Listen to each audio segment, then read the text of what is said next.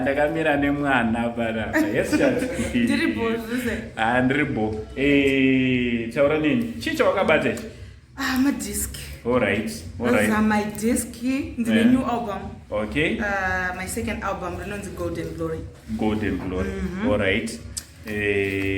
Pane video rawakaita, pane song yawakaita featuring Mark Ngwazi kunetsa. Azvamai manje iri kunetsa, iri kutopisa zvekutorevesa. Right, album rako rinonzi Golden Glory, vanogona kuruwana kupi pane vanorida? Okay, for non kuita ma videos, ndakarilauncha musi wa 2 February. Saka apa I'm doing my videos but vachange vachirona pa all social platforms. Social platforms. Akanzi chi? Shantel Sithole on YouTube. All right. Then I think I'll reach up there for Panaxo.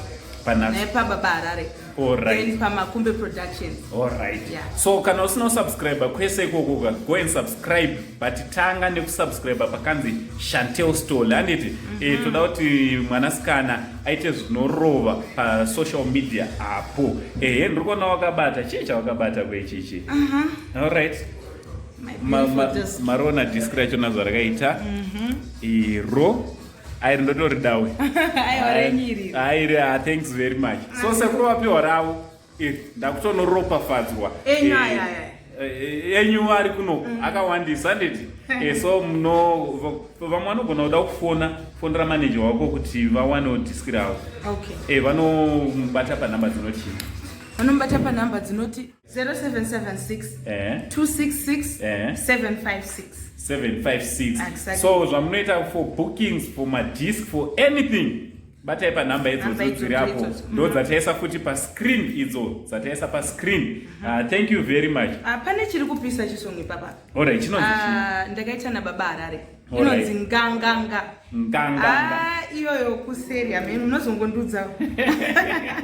So usasara tora disc rako uchimirira ma videos ari kuuya very soon. Handiti kwaanowanikwa ndofunga maakuziva.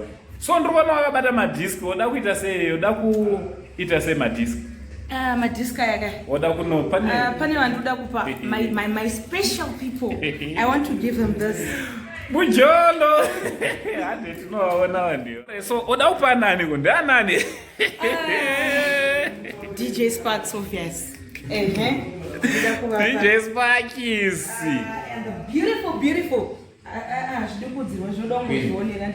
The beautiful queen. DJ Sparks apa boy ri? Mari bless.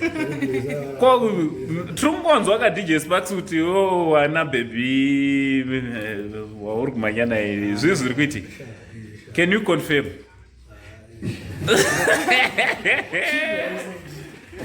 Aiwa ndoda zvinhu shavara ndiunyemera. Boy ra.